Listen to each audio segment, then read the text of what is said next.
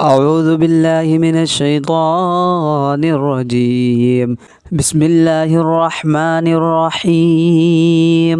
الحمد لله الذي أنزل على عبده الكتاب ولم يجعل له عوجا قيما لينذر بأسا شديدا من لدنه ويبشر المؤمنين الذين يعملون الصالحات أن لهم أجرا حسنا ماكثين فيه أبدا وينذر الذين قالوا اتخذ الله ولدا ما لهم به من علم ولا لآبائهم كبرت كلمة تخرج من أفواههم إن يقولون إلا كذبا فلعلك باخع نفسك على آثارهم إن لم يؤمنوا بهذا الحديث أسفا إنا جعلنا ما على الأرض زينة لها لنبلوهم أيهم أحسن عملا وإنا لجاعلون ما عليها صعيدا جرزا أم حسبت أن أصحاب الكهف والرقيم كانوا من آياتنا عجبا إذ أوى الفتية إلى الكهف فقالوا ربنا آتنا من لدنك رحمة وهيئ لنا من أمرنا رشدا فضربنا على آذانهم في الكهف سنين عددا ثم بعثناهم لنعلم أي الحزبين أحصى لما لبثوا أمدا نحن نقص عليك نبأهم بالحق إنهم فتية آمنوا بربهم وزدناهم هدى وربطنا على قلوبهم إذ قاموا فقالوا ربنا رب السماوات والأرض لن ندعو من دونه إلها لقد قلنا إذا شططا هؤلاء قومنا اتخذوا من دونه آلهة لولا يأتون عليهم بسلطان بين فمن أظلم ممن افترى على الله كذبا وإذ اعتزلتموهم وما يعبدون إلا الله فأووا إلى الكهف ينشر لكم ربكم من رحمته ويهيئ لكم من أمركم مرفقا وترى الشمس إذا طلعت تزاور عن كهفهم ذات اليمين إذا غربت تقرضهم ذات الشمال وهم في فجوة من ذلك من آيات الله من يهد الله فهو المهتد ومن يضلل فلا تجد له وليا مرشدا وتحسبهم أيقاظا وهم رقود ونقلبهم ذات اليمين وذات الشمال وكلبهم باسط ذراعيه بالوصيد لو اطلعت عليهم لوليت منهم فرارا ولملئت منهم رعبا وكذلك بعثناهم ليتساءلوا بينهم قال قائل منهم كم لبثتم قالوا لبثنا يوما أو بعد يوم قالوا ربكم أعلم بما لبثتم فبعثوا أحدكم بورقكم هذه إلى المدينة فلينظر أيها أزكى طعاما فليأتكم برزق منه وليتلطف ولا يشعرن بكم أحدا إنهم إن يظهروا عليكم يرجموكم أو يعيدوكم في ملتهم ولا تفلحون إذا أبدا وكذلك أعثرنا عليهم ليعلموا أن وعد الله حق وأن الساعة لا ريب فيها إذ يتنازعون بينهم أمرهم فقالوا بنوا عليهم بنيانا ربهم أعلم بهم قال الذين غلبوا على أمرهم لنتخذن عليهم مسجدا سيقولون ثلاثة رابعهم كلبهم ويقولون خمسة سادسهم كلبهم رجما بالغيب ويقولون سبعة وثامنهم كلبهم قل ربي أعلم بعدتهم ما يعلمهم إلا قليل فلا تمار فيهم إلا مراء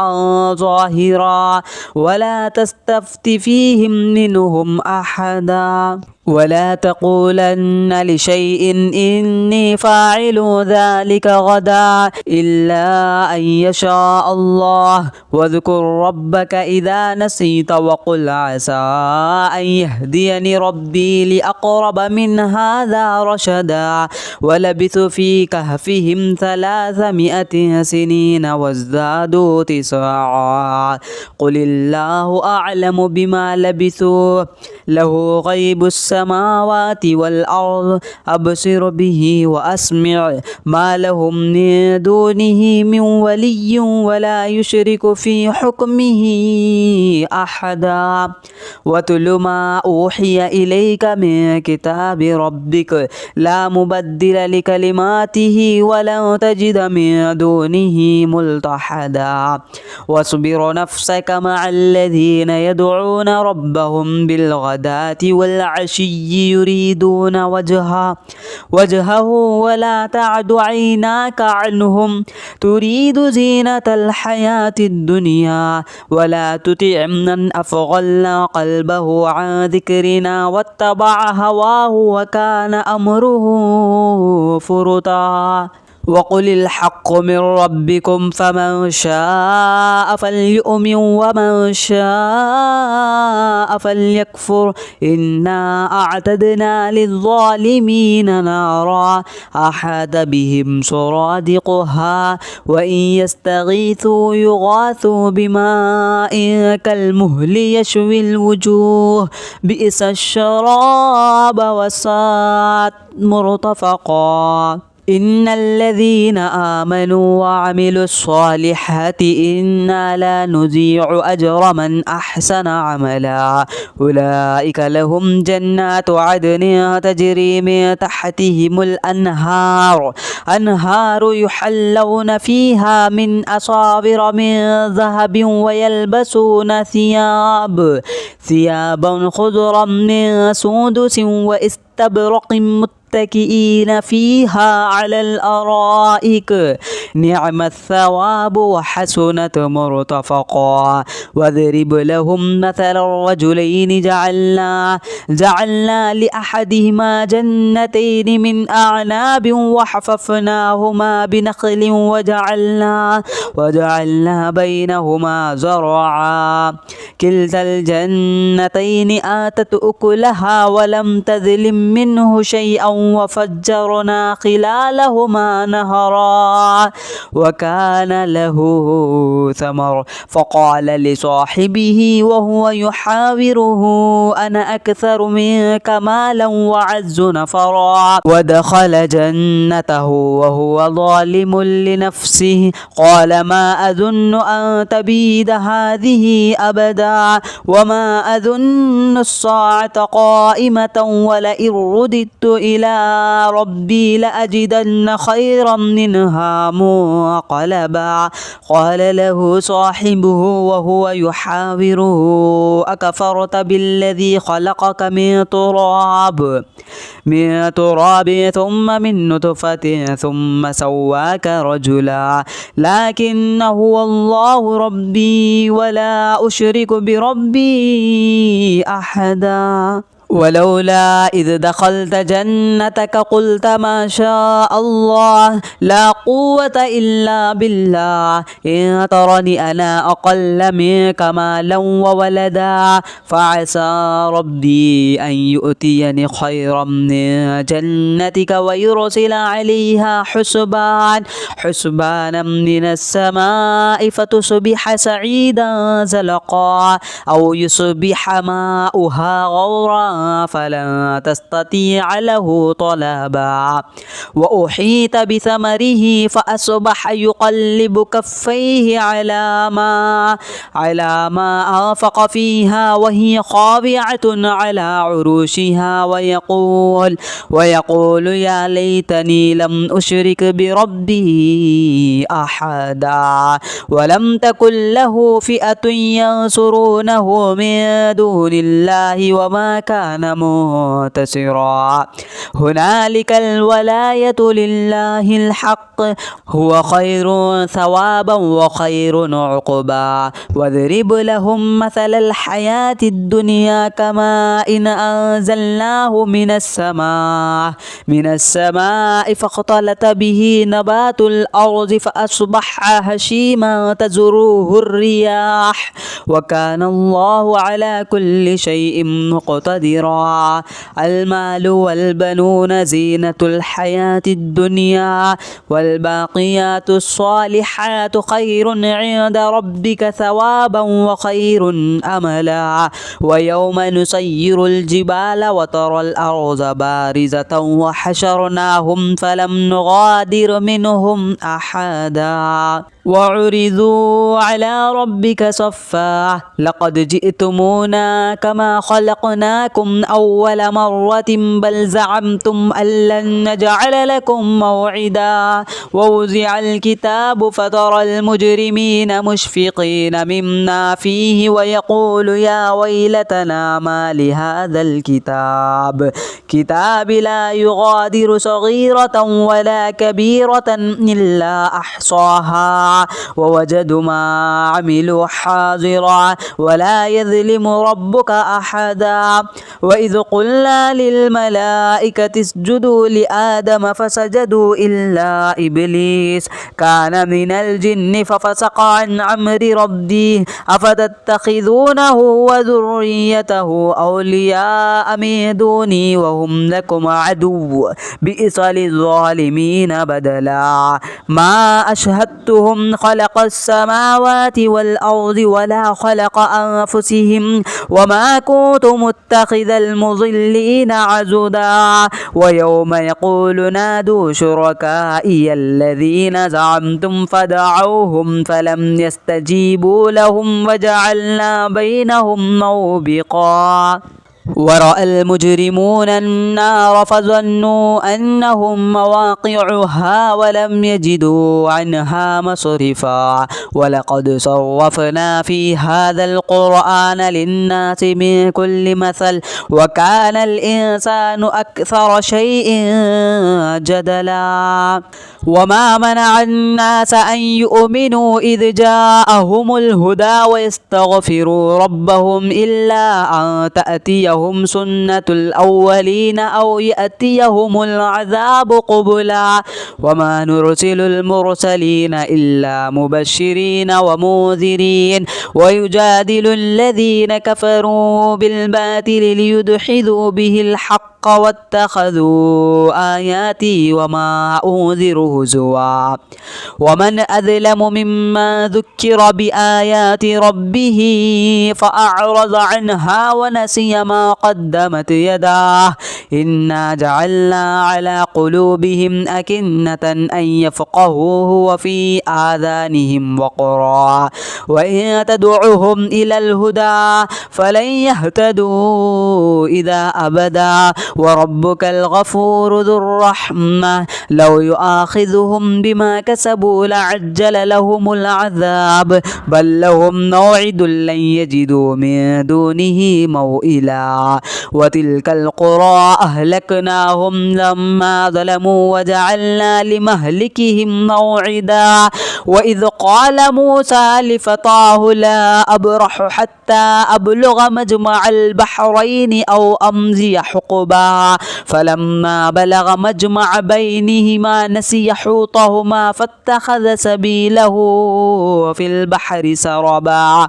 فلما جاوز قال لفتاه آتنا غداءنا لقد لقينا من سفرنا هذا نصبا قال أرأيت إذ أوينا إلى الصخرة فإني نسيت الحوت وما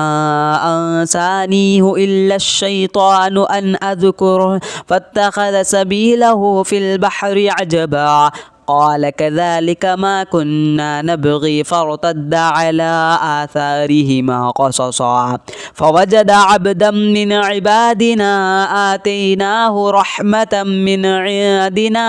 وعلمناه من لدنا علما قال له موسى هل أتبعك على أن تعلمني مما علمت رشدا قال إنك لن تستطيع معي صبرا وكيف تصبر على ما لم تحط به خبرا قال ستجدني إن شاء الله صابرا ولا أعصي لك أمرا قال فإن اتبعتني فلا تسألني عن شيء حتى أحدث لك منه ذكرا فانطلقا حتى إذا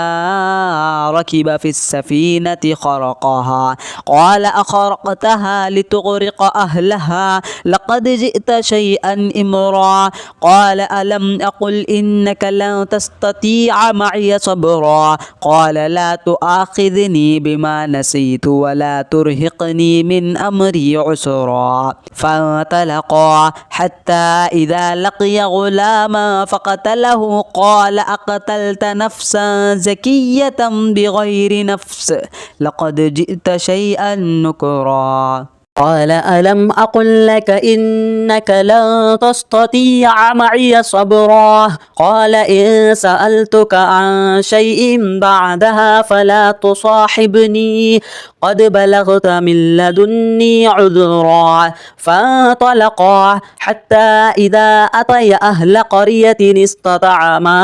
أهلها فأبوا أن يضيفوهما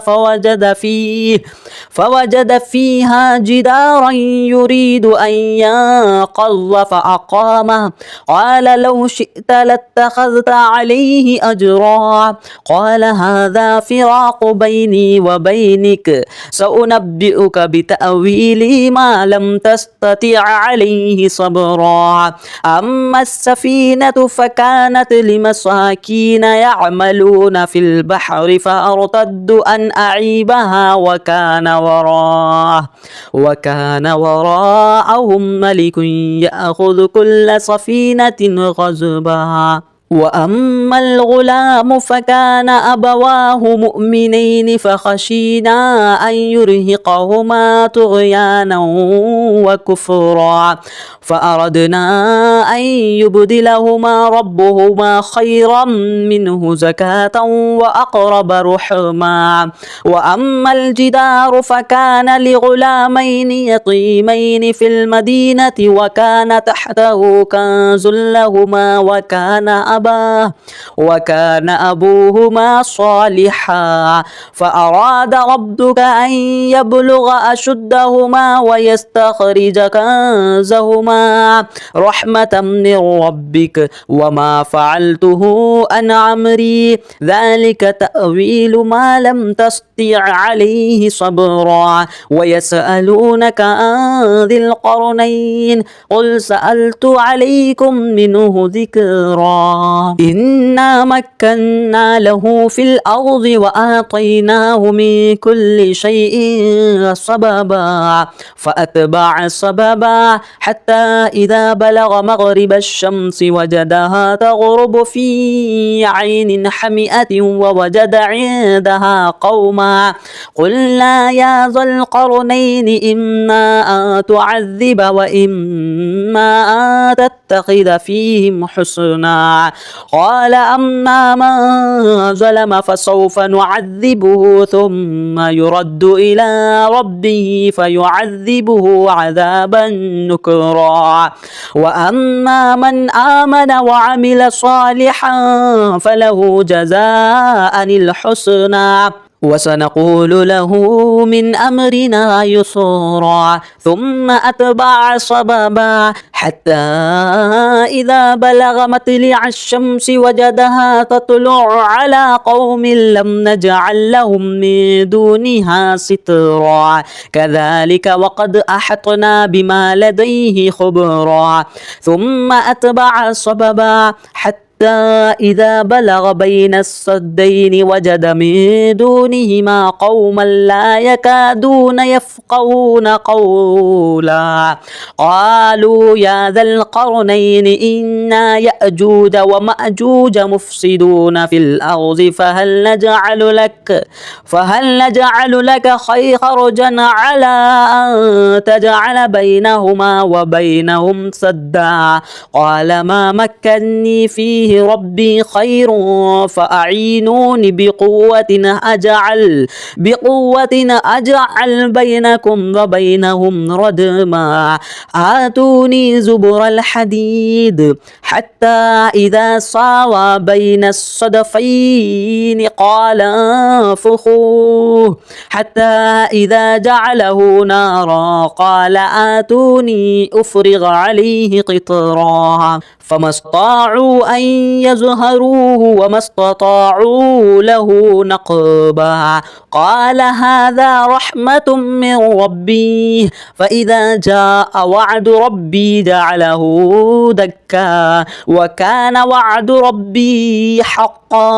وتركنا بعضهم يومئذ يموج في بعض ونفخ في السور فجعلناهم جمعا وأعرضنا جهنم يومئذ للكافرين عرضا الذين كانت أعينهم في غطاء عن ذكري وكانوا لا يستطيعون سمعا أفحسب الذين كفروا أن يتخذوا عبادي من دوني أولياء إنا أعتدنا جهنم للكافرين نزلا قل هل ننبئكم بالأخسرين أعمالا الذين ضل سعيهم في الحياة الدنيا وهم يحسبون أنهم يحسنون صنعا أولئك الذين كفروا بآيات ربهم ولقائهم فحبطت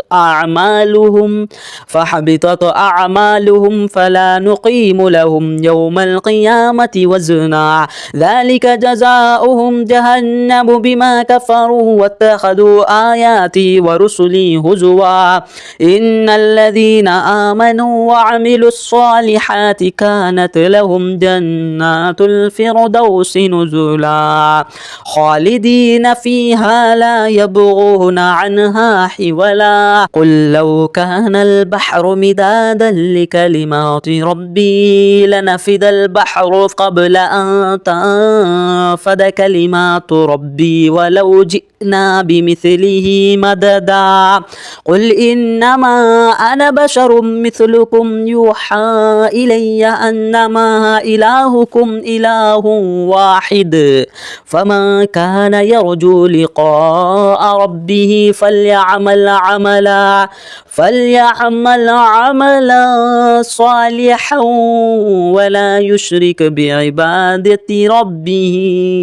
أحدا أعوذ بالله من الشيطان الرجيم بسم الله الرحمن الرحيم الحمد لله الذي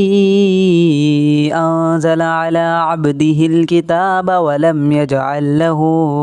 عوجا قيما لينذر بأسا شديدا من لدنه ويبشر المؤمنين الذين يعملون الصالحات أن لهم أجرا حسنا ماكثين فيه أبدا وينذر الذين قالوا اتخذ الله ولدا ما لهم به من علم ولا لآبائهم كبرت كلمة تخرج من أفواههم إن يقولون إلا كذبا فلعلك باخع نفسك على آثارهم إن لم يؤمنوا بهذا الحديث أسفا إنا جعلنا ما على الأرض زينة لها لنبلوهم أيهم أحسن عملا وإنا لجاعلون ما عليها صعيدا جرزا أم حسبت أن أصحاب الكهف والرقيم كانوا من آياتنا عجبا إذ أوى الفتية إلى الكهف فقالوا ربنا آتنا من لدنك رحمة وهيئ لنا من أمرنا رشدا فضربنا على آذانهم في الكهف سنين عددا ثم بعثناهم لنعلم أي الحزبين أحصى لما لبثوا أمدا نحن نقص عليك نبأهم بالحق إنهم فتية آمنوا بربهم وزدناهم هدى وربطنا على قلوبهم إذ قاموا فقالوا ربنا رب السماوات والأرض لن ندعو من دونه إلها لقد قلنا إذا شططا هؤلاء قومنا اتخذوا من دونه آلهة لولا يأتون عليهم بسلطان بين فمن أظلم ممن افترى على الله كذبا وإذ اعتزلتموهم وما يعبدون إلا الله فأووا إلى الكهف ينشر لكم ربكم من رحمته ويهيئ لكم من أمركم مرفقا وترى الشمس إذا طلعت تزاور عن كهفهم ذات اليمين إذا غربت تقرضهم ذات الشمال وهم في فجوة من ذلك من آيات الله من يهد الله فهو المهتد ومن يضلل فلا تجد له وليا مرشدا وتحسبهم أيقاظا وهم رقود ونقلبهم ذات اليمين وذات الشمال وكلبهم باسط ذراعيه بالوصيد لو اطلعت عليهم لوليت منهم فرارا ولملئت منهم رعبا وكذلك بعثناهم ليتساءلوا بينهم قال قائل منهم كم لبثتم قالوا لبثنا يوما أو بعد يوم قالوا ربكم أعلم بما لبثتم فبعثوا أحدكم بورقكم هذه إلى المدينة فلينظر أيها أزكى طعاما فليأتكم برزق منه وليتلطف ولا يشعرن بكم أحدا إنهم إن يظهروا عليكم يرجموكم أو يعيدوكم في ملتهم ولا تفلحوا إذا أبدا وكذلك أعثرنا عليهم ليعلموا أن وعد الله حق وأن الساعة لا ريب فيها إذ يتنازعون بينهم أمرهم فقالوا بنوا عليهم بنيانا ربهم أعلم بهم قال الذين غلبوا على أمرهم لنتخذن عليهم مسجدا سيقولون ثلاثة رابعهم كلبهم ويقولون خمسة سادسهم كلبهم رجما بالغيب ويقولون سبعة وثامنهم كلبهم قل ربي أعلم بعدتهم ما يعلمهم إلا قليل فلا تمار فيهم إلا مراء ظاهرا ولا تستفت فيهم منهم أحدا ولا تقولن لشيء إني فاعل ذلك غدا إلا أن يشاء الله واذكر ربك إذا نسيت وقل عسى أن يهديني ربي لأقرب من هذا رشدا ولبثوا في كهفهم 300 سنين وازدادوا 9 قل الله أعلم بما لبثوا له غيب السماوات والأرض أبصر به وأسمع ما لهم من دونه من ولي ولا يشرك في حكمه أحدا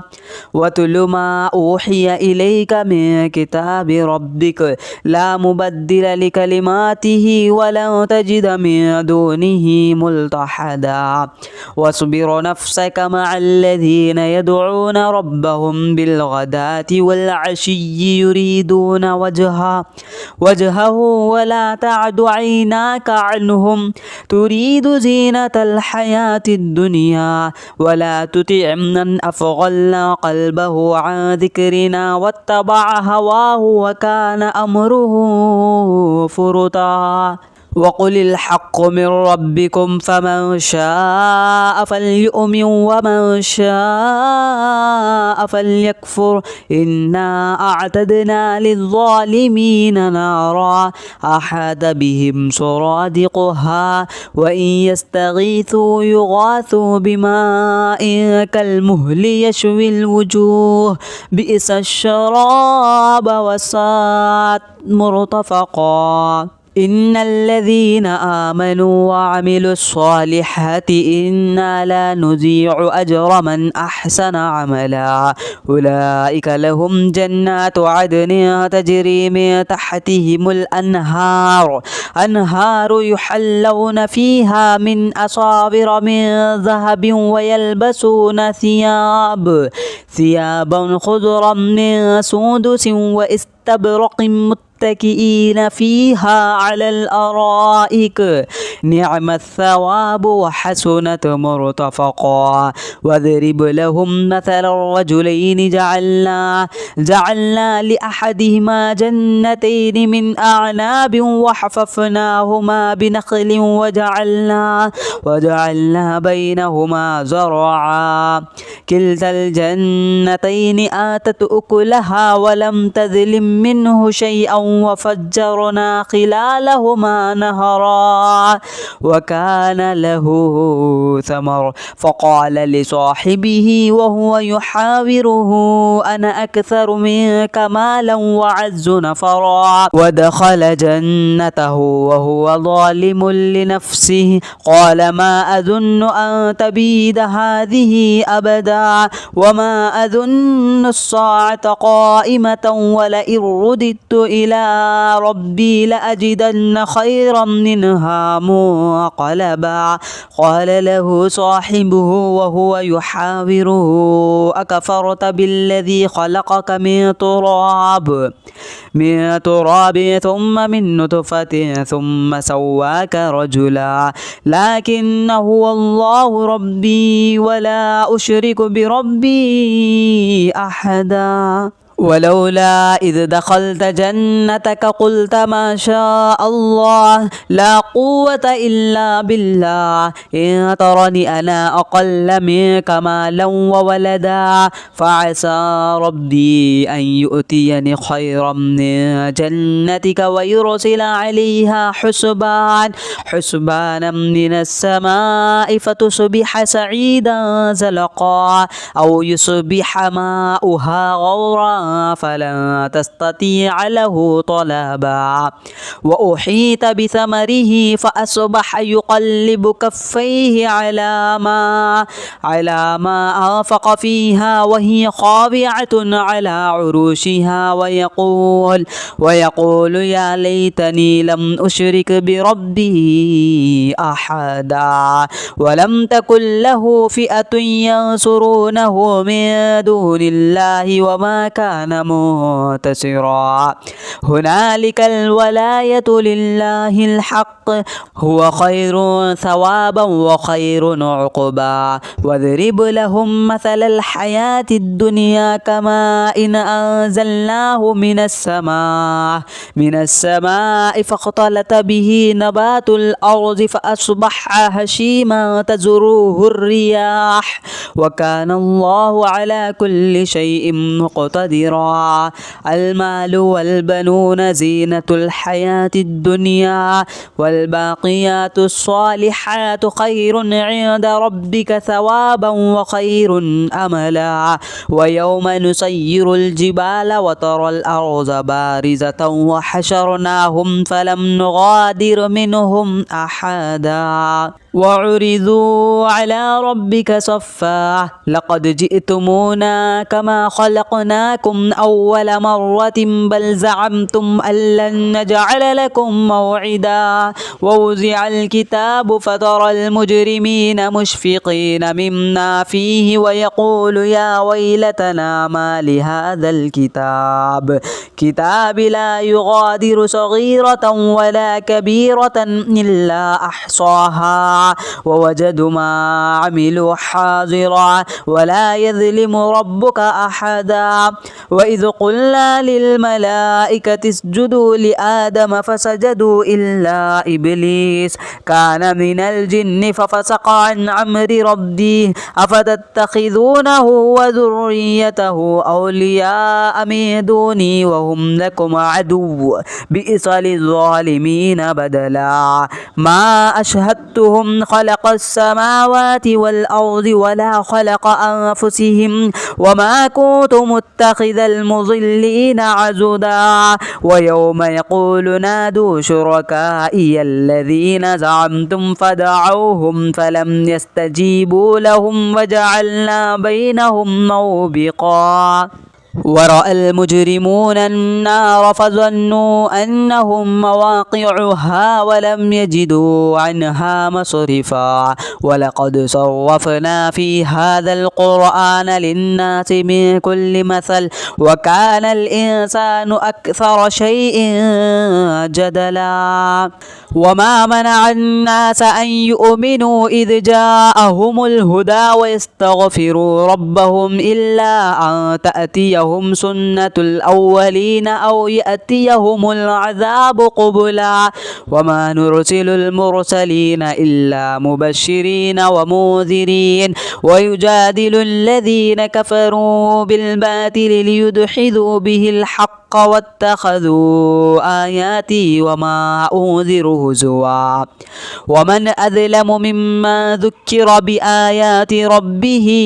فأعرض عنها ونسي ما قدمت يداه إنا جعلنا على قلوبهم أكنة أن يفقهوه وفي آذانهم وقرا وإن تدعوهم إلى الهدى فلن يهتدوا إذا أبدا وربك الغفور ذو الرحمة لو يؤاخذهم بما كسبوا لعجل لهم العذاب بل لهم موعد لن يجدوا من دونه موئلا رشدا وتلك القرى أهلكناهم لما ظلموا وجعلنا لمهلكهم موعدا وإذ قال موسى لفتاه لا أبرح حتى أبلغ مجمع البحرين أو أمضي حقبا فلما بلغ مجمع بينهما نسي حوتهما فاتخذ سبيله في البحر سربا فلما جاوز قال لفتاه آتنا غداءنا لقد لقينا من سفرنا هذا نصبا قال أرأيت إذ أوينا إلى الصخرة فإني نسيت الحوت وما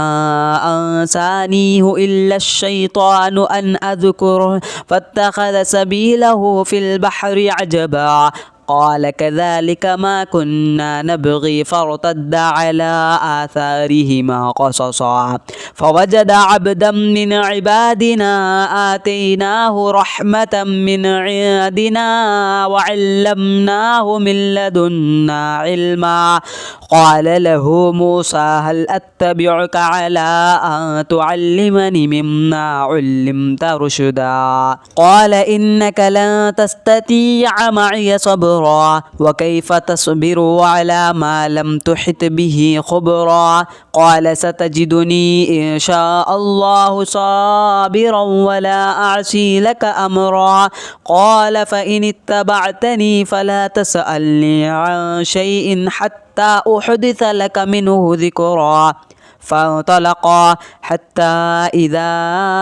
ركب في السفينة خرقها قال أخرقتها لتغرق أهلها لقد جئت شيئا إمرا قال ألم أقل إنك لن تستطيع معي صبرا قال لا تؤاخذني بما نسيت ولا ترهقني من أمري عسرا فانطلقا حتى إذا لقي غلاما فقتله قال أقتلت نفسا زكية بغير نفس لقد جئت شيئا نكرا قال ألم أقل لك إنك لن تستطيع معي صبرا قال إن سألتك عن شيء بعدها فلا تصاحبني قد بلغت من لدني عذرا فانطلقا حتى إذا أتيا أهل قرية استطعما أهلها فأبوا أن يضيفوهما فوجد فيها جدارا يريد أن ينقض فأقامه قال لو شئت لاتخذت عليه أجرا قال هذا فراق بيني وبينك سأنبئك بتأويل ما لم تستطع عليه صبرا أما السفينة فكانت لمساكين يعملون في البحر فأرتدوا أن أعيبها وكان وراءهم ملك يأخذ كل سفينة غصبا وأما الغلام فكان أبواه مؤمنين فخشينا أن يرهقهما طغيانا وكفرا فأردنا أن يبدلهما ربهما خيرا منه زكاة وأقرب رحما وأما الجدار فكان لغلامين يتيمين في المدينة وكان تحته كنز لهما وكان أبوهما صالحا فأراد ربك أن يبلغ أشدهما ويستخرج كنزهما رحمة من ربك وما فعلته عن أمري ذلك تأويل ما لم تستطع عليه صبرا ويسألونك عن ذي القرنين قل سألت عليكم منه ذكرا إنا مكنا له في الأرض وآتيناه من كل شيء سببا فأتبع سببا حتى إذا بلغ مغرب الشمس وجدها تغرب في عين حمئة ووجد عندها قوما قلنا يا ذا القرنين إما أن تعذب وإما أن تتخذ فيهم حسنا قال أما من ظلم فسوف نعذبه ثم يرد إلى ربه فيعذبه عذابا نكرا وأما من آمن وعمل صالحا فله جزاء الحسنى وسنقول له من أمرنا يسرا ثم أتبع سببا حتى إذا بلغ مطلع الشمس وجدها تطلع على قوم لم نجعل لهم من دونها سترا كذلك وقد أحطنا بما لديه خبرا ثم أتبع سببا حتى إذا بلغ بين السدين وجد من دونهما قوما لا يكادون يفقهون قولا قالوا يا ذا القرنين إنا يأجوج ومأجوج مفسدون في الأرض فهل نجعل لك خرجا على أن تجعل بينهما وبينهم سدا قال ما مكني فيه ربي خير فأعينوني بقوة أجعل بينكم وبينهم ردما آتوني زبر الحديد حتى إذا ساوى بين الصدفين قال انفخوه حتى إذا جعله نارا قال آتوني أفرغ عليه قطرا فما استطاعوا أن يظهروه وما استطاعوا له نقبا قال هذا رحمة من ربي فإذا جاء وعد ربي جعله دكا وكان وعد ربي حقا وتركنا بعضهم يومئذ يموج في بعض ونفخ في السور فجعلناهم جماعا وأعرضنا جهنم يومئذ للكافرين عرضا الذين كانت أعينهم في غطاء عن ذكري وكانوا لا يستطيعون سمعا أفحسب الذين كفروا أن يتخذوا عبادي من دوني أولياء إنا أعتدنا جهنم للكافرين نزلا قل هل ننبئكم بالأخسرين أعمالا الذين ضل سعيهم في الحياة الدنيا وهم يحسبون أنهم يحسنون صنعا أولئك الذين كفروا بآيات ربهم ولقائهم فحبطت أعمالهم فلا نقيم لهم يوم القيامة وزنا ذلك جزاؤهم جهنم بما كفروا واتخذوا آياتي ورسلي هزوا إن الذين آمنوا وعملوا الصالحات كانت لهم جنات الفردوس نزلا خالدين فيها لا يبغون عنها حولا قل لو كان البحر مدادا لكلمات ربي لنفد البحر قبل أن تنفد كلمات ربي ولو جئنا بمثله مددا قل إنما أنا بشر مثلكم يوحى إلي أنما إلهكم إله واحد فمن كان يرجو لقاء ربه فليعمل عملا صالحا ولا يشرك بعبادة ربه أحدا.